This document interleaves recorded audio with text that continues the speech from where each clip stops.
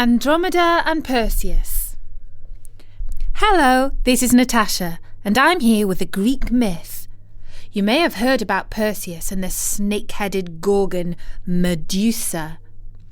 We decided to turn the tale around a bit and tell it from a different point of view. And so I will hand you over to the woman in the story. My name is Princess Andromeda. You may have seen my picture because I've been painted so many times by so many different artists down the centuries. Usually they show me more or less naked, chained to a rock by the sea, with a serpent about to come and devour me.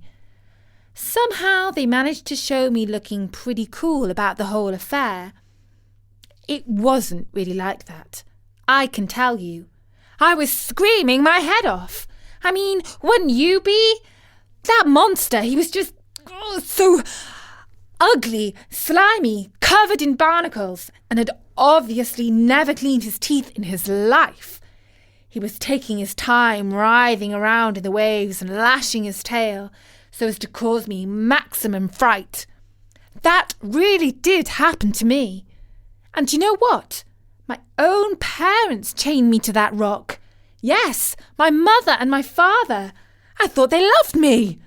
My mother was always boasting about me. She told anyone who would listen that I was more beautiful than the sea nymphs called the Nereids. I'm not saying that it wasn't true, but you just can't say that sort of thing. It's called blasphemy. The Nereids are immortal, and they have a God-given right to claim the title for anything they want, including the most beautiful. But I was young, and I didn't know that. The thing that really irked me was their plan to marry me off to my uncle. It wasn't bad enough that he was a middle-aged man, and ugly, and my father's brother. He was also, would you believe it, a pirate. His ghastly crew of cutthroats were menacing our ports, and he said they would do worse still if I could not be his bride. So Mum and Dad caved in without even asking my opinion. The wedding date was fixed, and invitations went out with a little ode by the court bard, comparing me to the Nereids and saying that I topped them in the looks department. They even sent one of these little ditties to Poseidon, the god of the sea, well known for his stormy temper, and the proud father of the aforementioned Nereids. What a mistake that was! He didn't just stir up the waves, he puked up a foul monster that came to ravage our coast. His priestess told my parents that the monster would not pull back until it had yours truly as a sacrificial breakfast. So now you know how I found myself in that rather nasty predicament, chained to the rock. If that wasn't irksome enough, there was the court painter up on the cliffs, recording the first impression of Andromeda and the sea monster for mythology. I don't know if I was more terrified or more furious with my parents. I thought I would never see my 17th birthday. But as I mentioned, the sea monster was dragging things out. I think he enjoyed the drama of it all. The crowds of spectators were going to get their money's worth, but that was his big mistake. I looked up to the sky to call out, "Oh, Zeus, Lord of the heavens, send me deliverance from this foul beast and these dumb parents of mine." And who says that a prayer has no power? Because out the clouds there appeared a strange bird. I saw right away that this was something out of the ordinary. He seemed more upright in the air than a normal feathered friend. I can't say he swooped like an eagle. At times he looked like he was tossed by the winds, a real amateur flyer.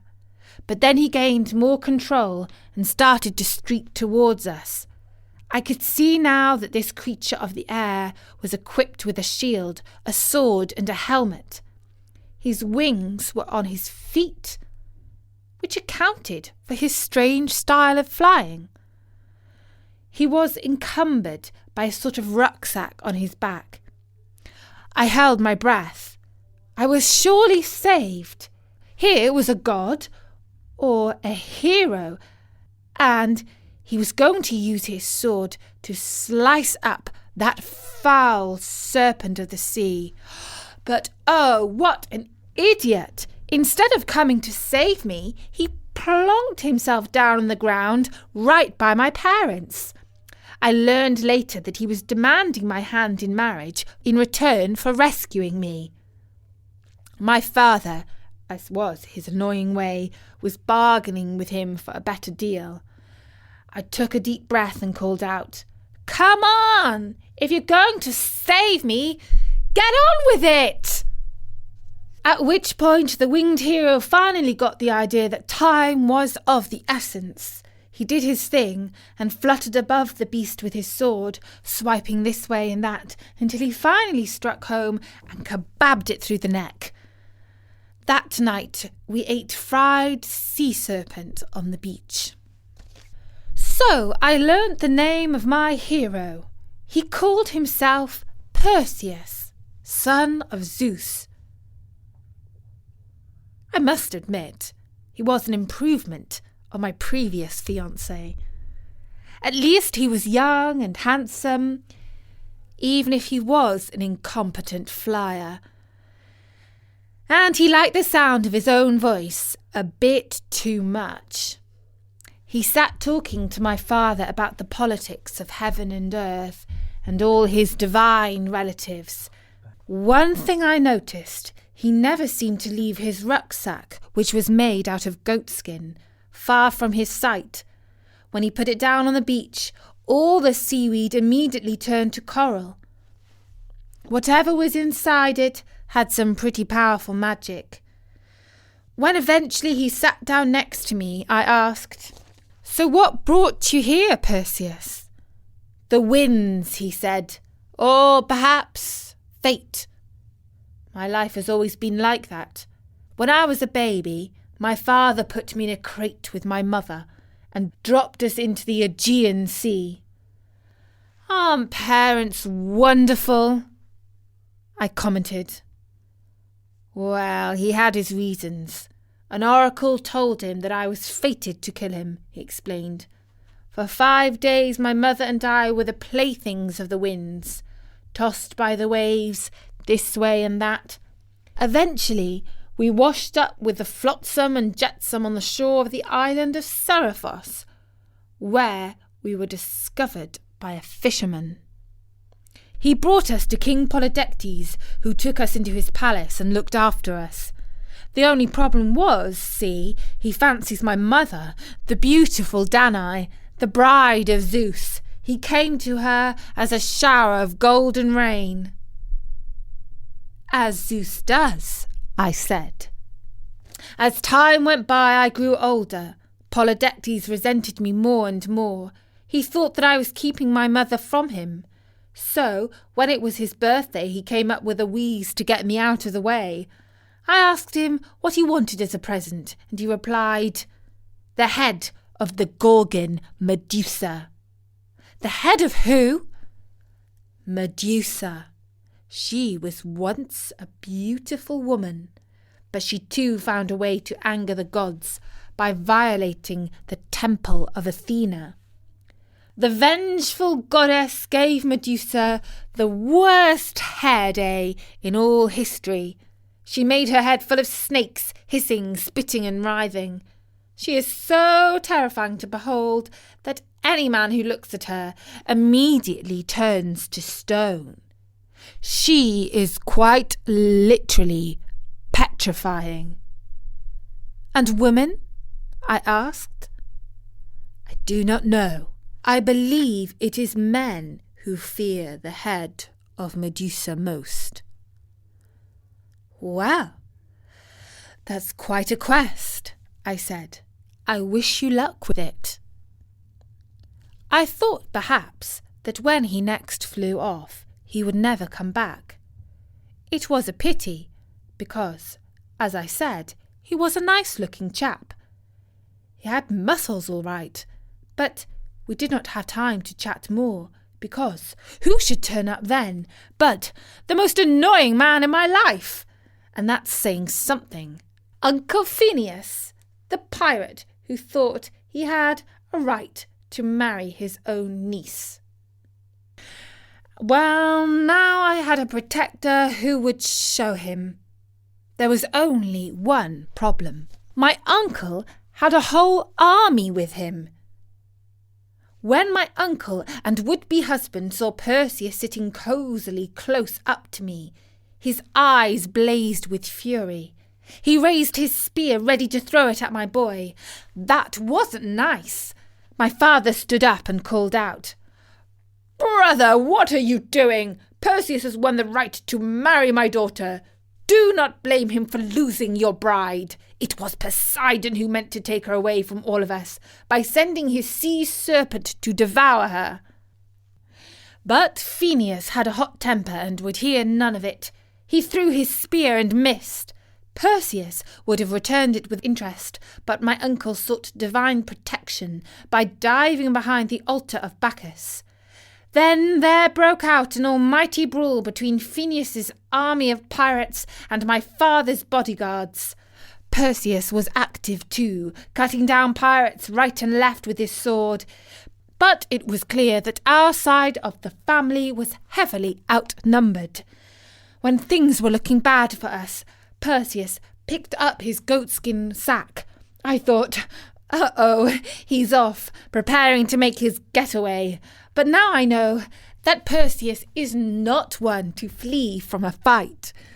He called out, "Our side! All look away, now!" And turning his own head away, he reached inside the bag and pulled out the head of Medusa. I could look at it because I am a girl, and we women are not so easily petrified by revolting stuff as men are. It was truly hideous, more so than a sea monster. It was the combination of a pale but beautiful face and those foul snakes. They made my blood run cold, but I did not turn to stone. The pirates of Phineas, however, all instantly became statues. My uncle had managed to look away at the last moment and was shielding his eyes with his sleeve. Now he started to plead. "Perseus, you are the rightful husband of Andromeda. I acknowledge that I was wrong to attack you. Show mercy, spare me." But my fiancé called back, "You shall not suffer the sword. I will cause you to be an enduring monument throughout the ages, and you will always be seen in my father-in-law's palace." And as he walked over to where Phineas was hiding, he dangled the snakes over his face, and he too turned into a statue. A well-deserved fate, I say. By now I had realized that Perseus had already completed his mission to cut off the Gorgon's head. He told me how Athena had given him the equipment he needed for the deed. She provided him with the shiny shield and told him to look only at Medusa's reflection, not at her directly. She gave him, too, the divine sword with which to cut off her horrid head. And Hermes, the messenger of the gods, provided him with the winged sandals and a cap of invisibility. It was a pity he didn't give him a flying lesson too while he was about it. The main problem was that Perseus did not know where on earth to find the Gorgon ladies. and the Medusa. First off, he flew to the lands of the snowy north, where days are short and the skies are dirty. There, in a damp and chilly cave, he found the three grey sisters who share one eye between them. They were relatives of Medusa, and surely knew where she lurked, but they were loath to betray their kith and kin. Perseus was quick and cunning, and as they passed the eye between them, sister to sister, he slipped in his hand and took it off them. Now the grey sisters were beside themselves.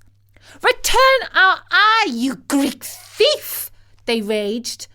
"Aha! Not until you tell me what I want to know," he declared. And eventually the grey ones had no choice but to give him directions to the land of the Gorgons, way to the south, where Medusa could be found. And so, armed with this knowledge, Perseus took flight once again.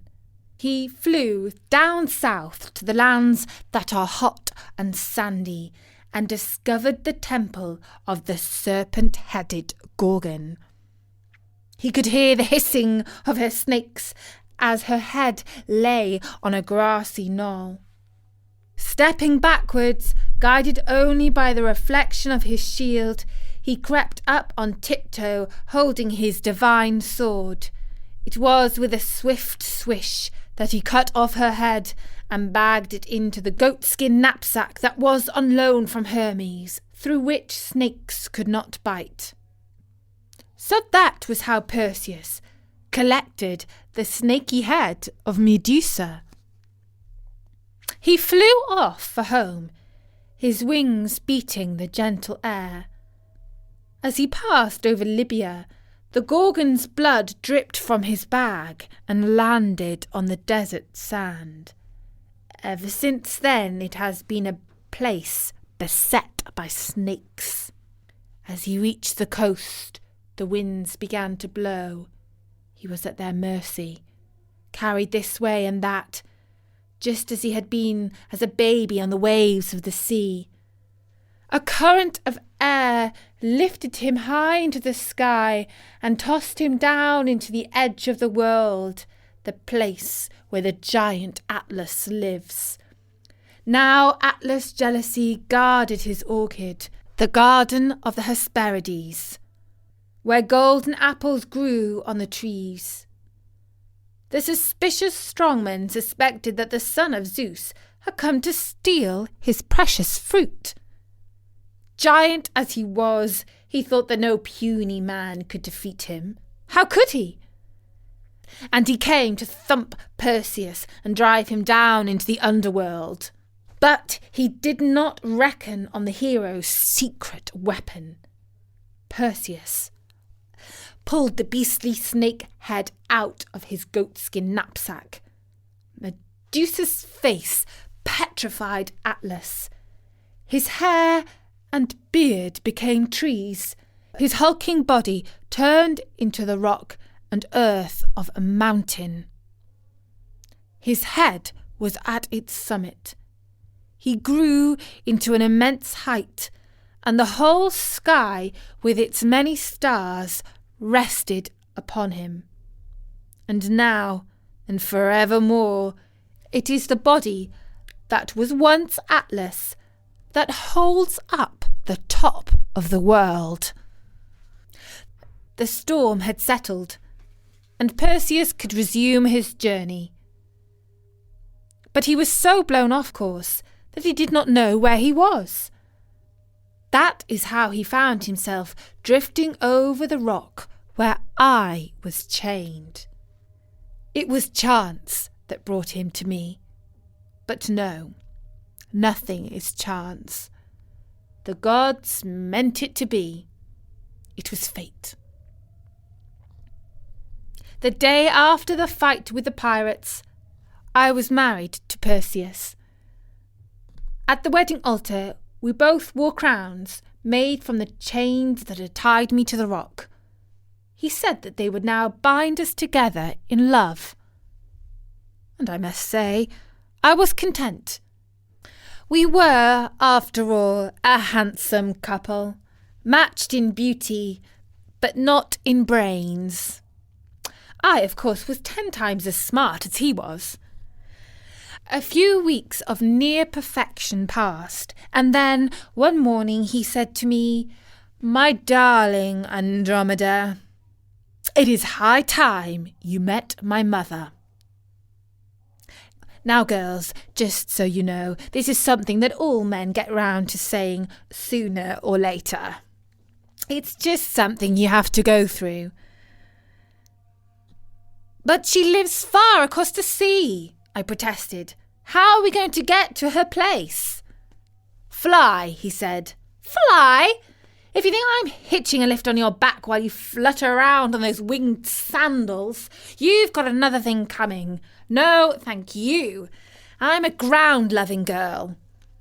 Perseus was quite naturally put out by this speech.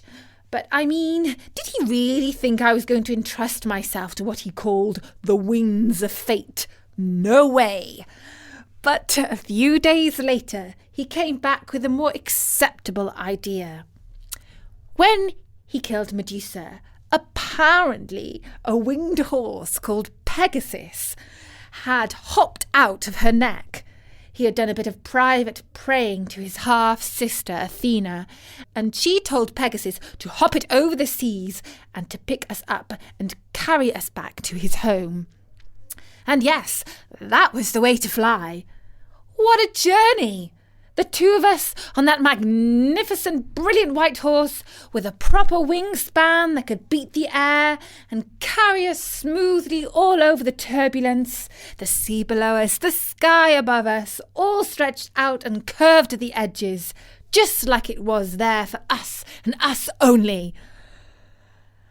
I could see the ships and dolphins and shimmering waves feathered with white surf, golden sunset, silvery moon, rosy dawn.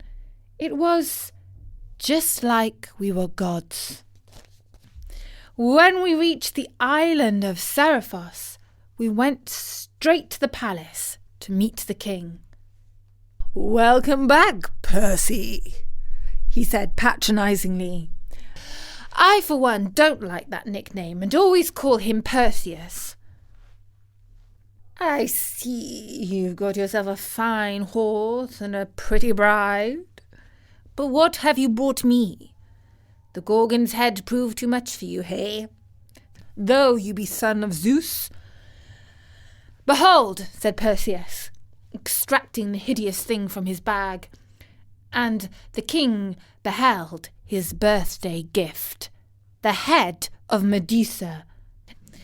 And, needless to say, he turned to stone. And next I met my husband's mother, Danae. He had not exaggerated. She was indeed a true beauty, and a fitting bride for Zeus. Perseus then had to see another important woman in his life, his half-sister Athena. He returned the shield and the sword to her. He also gave her the Medusa's head, which he affixed to her shield, so that all her enemies would be petrified. Hermes took back his winged sandals. Good riddance to them, I say. And his goatskin bag. But Perseus was still my hero. Beautiful, strong, a bit thick. And that is not quite the end of the story. A few years later, he took part in some athletic games. It was, after all, something he was good at. He was about to win the javelin contest, throwing his spear at its target well and true.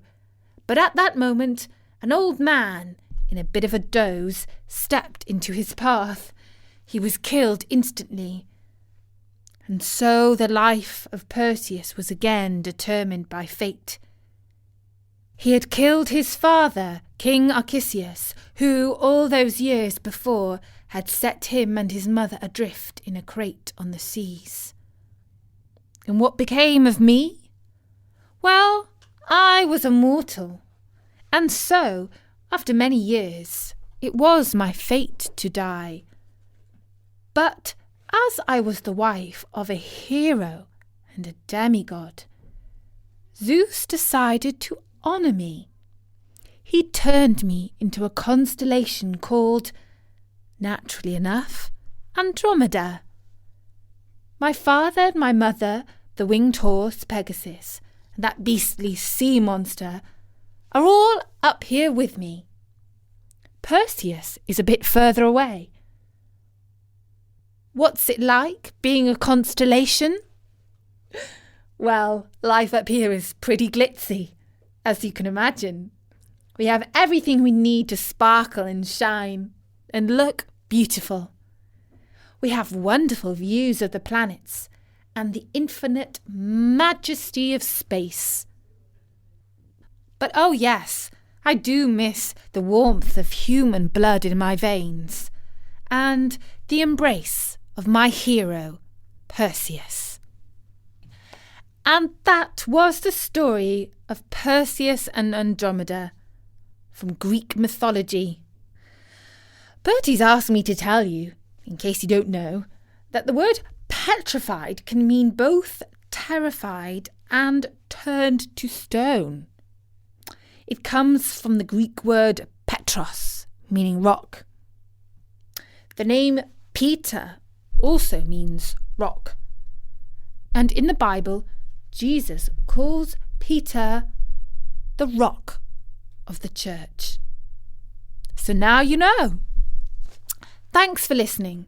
And do remember, we have loads more myths and stories for you at storynori.com.